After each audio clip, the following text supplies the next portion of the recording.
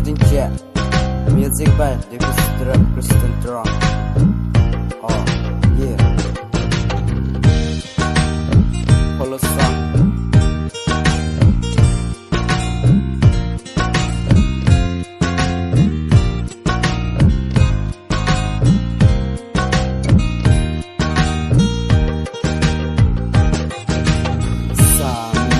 Raje kime jene goya pellate nang panang ren long son te neta banana son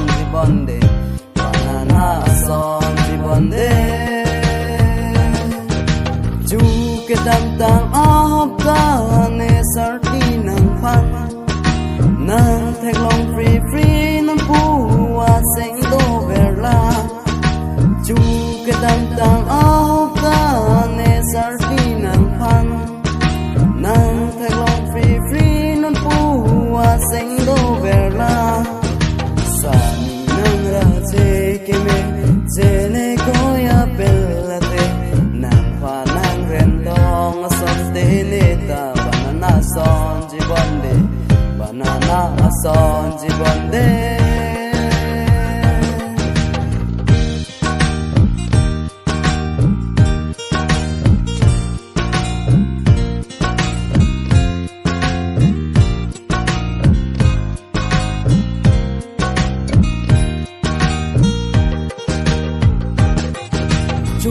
ke dam tang arui lam ki chu in